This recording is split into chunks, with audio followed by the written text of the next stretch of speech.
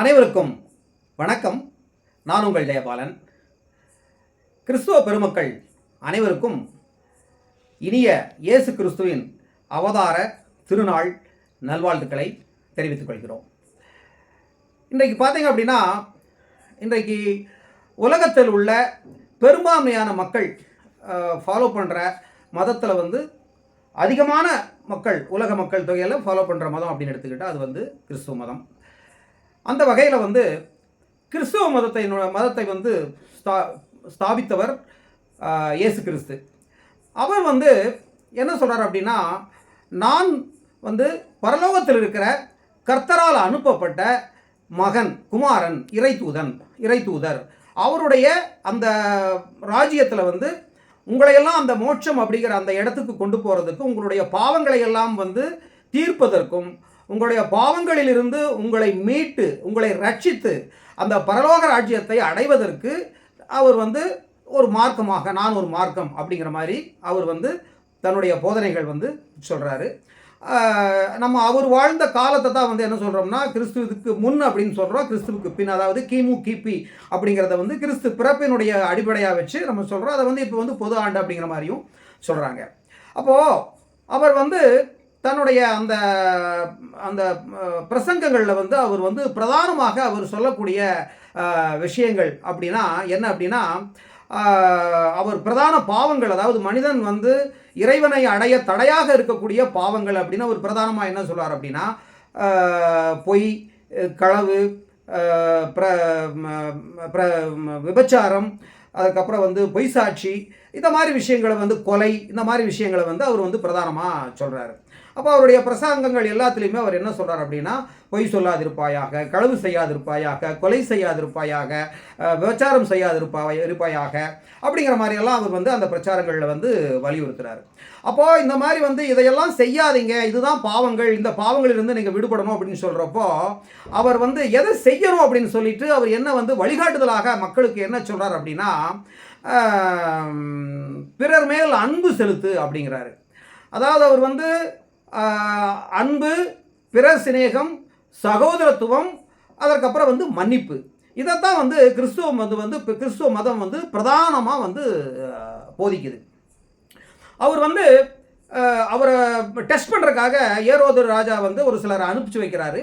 அவர் மேலே எப்படியாவது அவருடைய அந்த பிரபல்யம், அவருடைய பிரசங்கம் எல்லாமே எப்படி இருக்குன்னா, அந்த காலத்தில் இருந்த அந்த நிலப்பிரபுக்கள் அந்த வட்டியெல்லாம் கொடுத்து பயங்கர கொடூரமாக அந்த வட்டிகளையெல்லாம் வசூல் பண்ணிட்டு இருந்த பெரும் பணக்காரர்கள், அப்புறம் அந்த யூதர்களுடைய ஆலயத்தை ஆக்கிரமிப்பு பண்ணிட்டு அந்த இடத்த வியாபார ஸ்தலமாக மாற்றினவங்க, அதே மாதிரி கொடுங்கோல் மன்னருடைய வரி விதிப்பு, கொடுங்கால ஆட்சி, இந்த மாதிரி விஷயங்களுக்கு எதிராக அவர் என்ன பண்ணுறாருன்னா பிரசங்கம் பண்ணுறாரு. அப்படி பண்ணும்போது இவரை எப்படியாவது ஒழிச்சு கட்டிடணும், இவர் இருந்தால் நமக்கு ஆபத்து. ஏன்னா மக்கள் பூரா இவர் சொல்கிறத கேட்டு லட்சக்கணக்கான மக்கள் இவர் பின்னால் போகிறாங்க. இவர் தன்னுடைய அந்த அபூர்வ சக்தியால் இறைவனிடமிருந்து பெற்ற அந்த சக்தியை வச்சு அவர் என்ன பண்ணுறாரு, நிறைய நோய்களை குணமாக்குறாரு, குருடர்களை பார்வை கொடுக்குறாரு, தொழுநோயாளிகளை குணமாக்குறாரு, அந்த மாதிரி பலவிதமான நோய்களை குணமாக்குறாரு. அவருடைய பிரசங்கம் பெரிய அளவில் மக்கள் மத்தியில் ரீச் ஆகுது. அப்போ அந்த ஏரோது ராஜா, அந்த ஏரோதுங்கிற அந்த மன்னர் தான் அந்த இதாக ஆண்டுட்டு இருக்கிறாரு.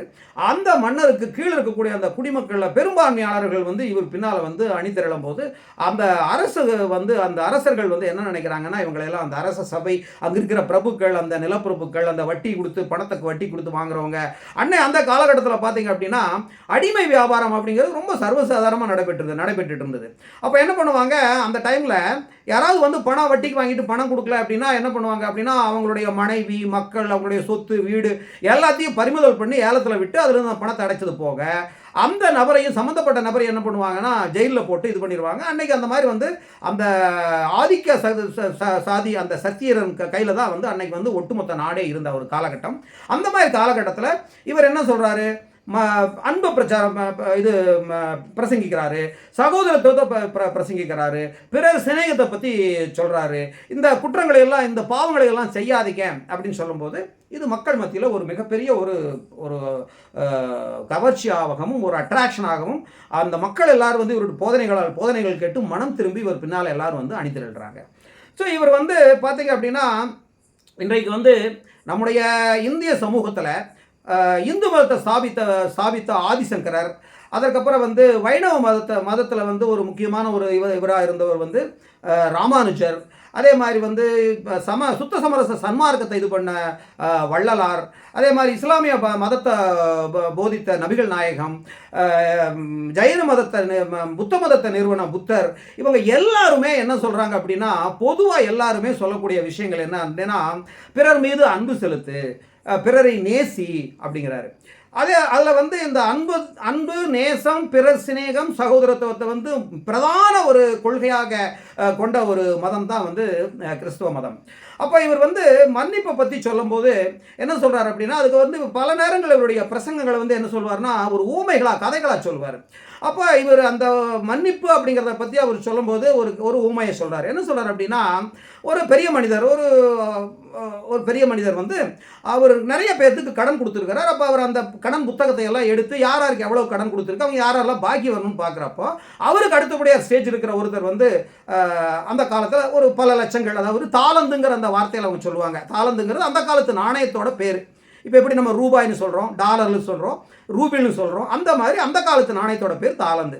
அது மாதிரி ஒரு லட்சக்கணக்கான ரூபாய் மதிப்புள்ள அந்த தாளந்துகளை வந்து கடனாக கொடுத்துற ஒருத்தரை கூப்பிட்டு என்ன சொல்கிறாரு, இந்த மாதிரி இவ்வளோ கடன் வாங்கிட்டதுனால நீ கொடுக்காம இருக்கிற, வட்டியும் கொடுக்காம இருக்கிற, அதனால் உடனடியாக வந்து உன்னுடைய மனைவி, உன்னுடைய மக்கள், உன்னுடைய சொத்துக்கள் எல்லாத்தையும் நாங்கள் வந்து ஜப்தி பண்ண உத்தரவிடுறேன், உன்னையும் நாங்கள் ஜெயிலில் போட போகிறோம் அப்படின்னு சொன்னப்போ அவர் என்ன பண்ணுறாருன்னா, அவர் காலில் விழுந்து கஞ்சி, ஐயோ நீங்கள் இப்படியெல்லாம் பண்ணீங்கன்னா என்னோட வாழ்க்கை இதோட முடிஞ்சு போயிடும், நான் எப்படியாவது எல்லாத்தையும் நான் உங்களுக்கு வசூல் பண்ணி உங்களுக்கு நான் செட்டில் பண்ணிடுறேன், அதனால் தயவுசெய்து நீங்கள் என்னை வந்து என் மேலே இருக்கிற இந்த தண்டனையை கைவிட்டு எனக்கு ஒரு மன்னிப்பு கொடுங்க, ஒரு முறை மன்னிப்பு கொடுங்க அப்படின்னு சொன்னப்போ அந்த பெரிய மனிதர் என்ன பண்ணுறாரு, மனம் இறங்கி சரி ரைட்டு சீக்கிரம் எனக்கு இந்த பணத்தை எல்லாம் நீ செட்டில் பண்ணி இந்த ட்ரிப் உனக்கு ஒரு மன்னிப்பு கொடுக்குறேன்னு சொல்லி அவர் மன்னிச்சு அனுப்பிச்சுடுறார். அவர் என்ன பண்ணுறாரு, போனோன்னே அவருக்கு ஒருத்தர் வந்து ஒரு 100 ரூபா கடன் கொடுக்கணும், அது 100 தாளந்து அந்த காலத்து ரூபாய் படி. அந்த பணத்தை கேட்டு என்ன சொல்கிறாரு, இந்த மாதிரி நீ எனக்கு இந்த பணத்தை கொடுக்கணும், நீ இந்த பணத்தை கொடுக்காதனால நான் என்ன பண்ணுறேன், உன்னுடைய மனைவி மக்களை எல்லாம் நான் வந்து ஜப்தி பண்ணுறேன், உன்னுடைய சொத்துக்களை எல்லாம் ஜப்தி பண்ணுறேன் அப்படின்னு சொல்லி அவரை வந்து ஜெயிலில் அடைக்க உத்தரவு போடுறாரு. இதை பார்த்தவங்க என்ன பண்ணுறாங்கன்னா, இந்த பெரியவர்கிட்ட வந்து சொல்கிறாங்க, பாருங்கள் நீங்கள் அவர் வந்து லட்சக்கணக்கான ரூபாய் அந்த தாளந்துகள் கடனை வந்து மன்னிச்சு அவருக்கு டைம் கொடுத்தீங்க, ஆனால் அவர் வெறும் ஒரு 100 ரூபா வாங்கினவர்கிட்ட கூட, அந்த தாளந்து வாங்கினவர்கிட்ட கூட அவர் ரொம்ப கடுமையாக நடந்துக்கிறாரு, இது நியாயமா அப்படின்னு கேட்குறப்ப உடனே அவர் வந்து அவரை வரவழைச்சு கேட்டு சொல்றாரு, நான் வந்து உனக்கு மன்னிப்பு கொடுத்தேன், ஆனா நீ வந்து உன்னுடைய சகோதரனுக்கு மன்னிப்பு கொடுக்க மறுக்கிற அப்படின்னு சொல்லிட்டு இந்த ஓமையை வச்சு என்ன சொல்றாரு அப்படின்னா, இயேசு கிறிஸ்து என்ன சொல்றாரு அப்படின்னா, நம்மை படைத்த கடவுள் வந்து நம்முடைய தவறுகளையும் நம்முடைய பாவங்களையும் நம்முடைய அந்த கெடுதலான செயல்களையும் வந்து நாம் உணர்ந்து, ஐயோ நம்ம பாவம் பண்ணிட்டோம், இனிமேல் அது பாவம் பண்ணக்கூடாது அப்படின்னு சொல்லி நம்ம என்ன பண்றோம், கடவுள்கிட்ட நம்ம மன்னிப்பு கேட்கிறோம், ஆண்டவா நான் தெரியாம பண்ணிட்டேன், இந்த ஒரு முறை என்னை மன்னிச்சிரு அப்படின்னு சொல்லி நாம கடவுள்கிட்ட கேட்கும்போது கடவுள் நம்மை மன்னித்து நம்மை தண்டிக்காமல், நமக்கு ஒரு நோய் நொடிகளை கொடுக்காம, நம்மளை வந்து எந்த விதமான கஷ்டத்துக்கும் ஆழ்த்தாம கடவுள் நம்மளை மன்னிக்கிறாரு. அப்படி கடவுள் உன்னை மன்னிக்கும் போது நீ வந்து உன்னுடைய சகோதரன் உனக்கு ஏதாவது கெடுதல் செஞ்சா அப்படின்னா அவன் வந்து அந்த கெடுதல்களை எண்ணி வருந்தி திருந்தி உன்கிட்ட மன்னிப்பு கேட்கும் போது நீ அவனை மன்னிக்காம அவன்கிட்ட கொடூரமாக நடக்குது என்ன நியாயம் அப்படிங்கிற மாதிரி அந்த மன்னிப்பை பற்றி அவர் இயேசு கிறிஸ்து வந்து மக்களுக்கு இந்த விதமாக இது பண்றாரு. அவர் வந்து இந்த இந்த நீதி போதகர் மாதிரி அந்த ஏரோது மன்னனுடைய ஆட்கள் வந்து இவர்கிட்ட வந்து என்ன கேட்குறாங்க, பிரதான கட்டளைகளாக நீங்கள் எதை நினைக்கிறீங்க அப்படிங்கிற மாதிரி கேட்குறாங்க. அப்போ அவர் சொல்கிறார் வந்து, உன்னை படைத்த தேவனாகிய கர்த்தரை உன் முழு மனதோடும் முழு ஆத்மாவோடும் முழு இருதயத்தோடும் நீ அவர் மேல் அன்பு செலுத்துவாயாக அப்படிங்கிற. அதாவது அந்த இடத்துல அன்பு செலுத்துறது அப்படின்னா வந்து பிரார்த்தனை பண்ணுறது, ஜபம் பண்ணுறது. அதாவது அவர் என்ன சொல்கிறாருன்னா, உன்னை படைத்த இறைவனை வந்து நீ தியானிக்கும் போது உன்னுடைய மனது முழுமையும் ஒருமுகப்படுத்தி நீ அந்த தியானத்தை நீ பண்ணணும், அதுதான் பிரதான கட்டளை அப்படின்னு சொல்கிறாரு. அவர் சொல்லிட்டு என்ன சொல்கிறாரு, இதற்கு இணையாக இருக்கக்கூடிய இன்னொரு கட்டளை என்ன அப்படின்னா, நீ உன்னை எப்படி நேசிக்கிறாயோ, உன்மேல் எப்படி நீ அன்பு செலுத்துகிறாயோ அது மாதிரியே நீ பிறர் மேல் அன்பு செலுத்து அப்படின்னு சொல்கிறார்.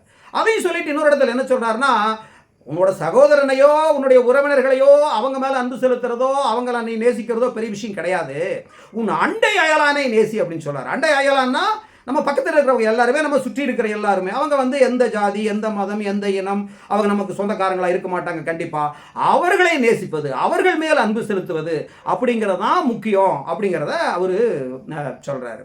வேறொரு இடத்துல அவர் வந்து சொல்லும்போது என்ன சொல்கிறாருன்னா, இயேசு கிறிஸ்து என்ன சொல்கிறார் அப்படின்னா, மற்றவர்கள் உன்னை எப்படி நடத்த வேண்டும் என்று விரும்புகிறாயோ அதே போல நீ அவர்களை நடத்து அப்படிங்கிறாரு. உதாரணமாக மற்றவர்கள் வந்து நம்மளை மரியாதையாக நடத்தணும் அப்படின்னா நாம் அவங்க நம்மளை விட கீழ்நிலையில் இருந்தாலும் சரி மேல்நிலையில் இருந்தாலும் சரி நாம் அவர்களை அதே மரியாதையோடு நடத்தினோம் என்றால் நமக்கு மேலுள்ளவர்களாக மேலுள்ளவர்கள் நம்மை அதே மரியாதையோடு நடத்துவார்கள். ஏன்னா நாம் அவங்ககிட்ட மரியாதை எதிர்பார்க்கிறோம், சுயமரியாதை எதிர்பார்க்கிறோம் அப்படின்னா அதை வந்து நாம் மற்றவர்களுக்கு கொடுக்கணும் அப்படிங்கிறத இயேசு கிறிஸ்து அந்த இடத்துல சொல்கிறாரு. இன்னைக்கு பார்த்தீங்கன்னா பெரிய பெரிய அதாவது இடதுசாரிகள்னு சொல்லக்கூடியவங்க, கடவுள் மறுப்பாளர்கள், சுயமரியாதை கொள்கையை சொல்கிறவங்க எல்லாருமே ஒரு அடிப்படை தத்துவம் அம்பேத்கர் இப்போ எல்லாமே வந்து பார்த்தீங்கன்னா இந்த சமகாலத்தில் இருக்கிறவங்க எல்லாருமே அவங்க சொல்கிறது இது என்னன்னா, நீ வந்து மற்றவர்கிட்ட வந்து என்ன இதை நீ எதிர்பார்க்கிறையோ, நீ எப்படி மற்றவர்கள் உன்னை நடத்த வேண்டும் என்று நினைக்கிறாயோ அதே மாதிரி நீ வந்து மற்றவர்களை நடத்து அப்படின்னு சொல்கிறாங்க. அப்போ இதை வந்து 2000 வருடத்திற்கு முன்னரே வந்து இயேசு கிறிஸ்து அவருடைய அந்த போதனைகளில் வந்து இதை ரொம்ப தெளிவாக வந்து சொல்லியிருக்கிறாரு. அப்போது இயேசு கிறிஸ்துவனுடைய அந்த மார்க்கத்தை பின்பற்றுபவர்கள் மட்டுமல்ல, எல்லோருக்குமே இந்த படிப்பினைகள் வந்து நம்மளுடைய வாழ்க்கையிலும் மற்ற மனிதர்களை மதிப்பது, சகோதரத்துவத்தை பேணுவது, சக மனிதர்களை சமமாக நடத்துவது, அவங்க கீழ் ஜாதி மேல் ஜாதி அல்லது நம்மளை விட வந்து இதில் வசதியில் குறைந்தவங்க வசதியில் அதிகமானவங்க இப்படி யாரை பற்றியும் நம்ம வந்து ஒரு இது இல்லாமல் அவர்களை வந்து சமமாக நடத்த வேண்டும், சகோதரத்தோடு நடத்த வேண்டும் என்பதை வந்து நாம் இந்த கிறிஸ்து பிறப்பின் போது இதை ஒரு படிப்பினையாகவும் பாடமாகவும் நம்ம அனைவருமே நாம் எடுத்துக்கொண்டு நாம் இதை கடைபிடித்தோம் என்றால் மனிதர்கள் மத்தியிலும் ஜாதி மதம் இனம் பேதம் இல்லாத ஒரு சமூகத்தை உருவாக்குவதற்கும் ஒரு சகோதரத்துவமான ஒரு சூழலை உருவாக்குவதற்கும் மனிதர்கள் மத்தியில் பகைமையும் போட்டியும் பொறாமையும் இல்லாத ஒரு சமூகத்தை ஒரு சகோதரத்தோடு கூடிய ஒரு சமதர்ம சமுதாயத்தை உருவாக்குவதற்கு இந்த போதனைகளை நாமும் கடைபிடிக்க வேண்டும் என்ற கருத்தை வலியுறுத்தி அனைவரும் நலமுடனும் வளமுடனும் இன்புற்று வாழ வேண்டும் என்ற வாழ்த்துறையோடு இப்போ நம்ம வந்து ஏற்கனவே பார்த்தீங்கன்னா நம்மளோட வாட்ஸ்அப் இதில் வந்து நம்ம எல்லாத்துக்கும் லிங்க் அனுப்பிச்சிட்டு வந்து நம்ம வீடியோட லிங்க் நிறைய பேர் பார்த்துட்டு இருந்தாங்க. இப்போ அந்த வாட்ஸ்அப்பில் லிங்க்கை வந்து அனுப்ப முடியாத ஒரு இதில் வந்து அந்த வாட்ஸ்அப் அந்த ப்ராட்காஸ்ட்டை வந்து பிளாக் பண்ணிட்டாங்க. அப்போ அதனால் என்ன ஆகுதுன்னா, இப்போ வந்து நமக்கு சப்ஸ்கிரைப் பண்ணியிருக்கிறவங்க மட்டும்தான் நம்ம வந்து இந்த வீடியோவை வந்து நம்ம போட்ட உடனே நோட்டிஃபிகேஷன் நம்மளுக்கு போய் சேரும். அதனால் நாம் இதனுடைய லிங்கை வந்து நம்ம ஸ்டேட்டஸ்லேயும் நம்ம வைக்கிறோம், வாட்ஸ்அப் ஸ்டேட்டஸில் 2 நம்பர்லையும் நம்ம வைக்கிறோம். அதனால் நண்பர்கள் அனைவரும் வந்து இந்த வீடியோ உங்களுக்கு பிடித்திருந்தால் உங்கள் நண்பர்களுக்கெல்லாம் ஷேர் பண்ணுங்கள். தயவுசெய்து சப்ஸ்கிரைப் பண்ணாதவங்க நீங்கள் வீடியோ பார்த்துட்டு இருக்கும்போதே அந்த இடத்துல சப்ஸ்கிரைப் அப்படின்னு அந்த கருப்பு கலரில் ஒரு வெள்ளை லெட்டரில் ஒரு இது வரும். அதை நீங்கள் ஒரு ப்ரெஸ் பண்ணிங்கன்னா பக்கத்தில் ஒரு சின்னதாக ஒரு பெல் மாதிரி இருக்கும். அதை டச் பண்ணிங்கன்னா 3 இது ஒரு நோட்டிஃபிகேஷன் ஆப்ஷன் வரும். அதில் ஆல் அப்படிங்கிற இது ஆப்ஷனை இது பண்ணிங்கன்னா நம்ம வீடியோ போட்ட உடனே உங்களுக்கு அந்த வீடியோ உங்களுக்கு வந்து சேர்ந்துடும். அனைவரும் நலமுடனும் வளமுடனும் இன்புற்று வாழ வேண்டும். மீண்டும் ஒருவரை நம்முடைய கிறிஸ்துவ பெருமக்கள் அனைவருக்கும் மீட்பர் இயேசு கிறிஸ்துவனுடைய அந்த பிறப்பின் நன்னாளின் வாழ்த்துக்களை தெரிவித்துக் கொண்டு விடைபெறுகிறோம். நன்றி, வணக்கம்.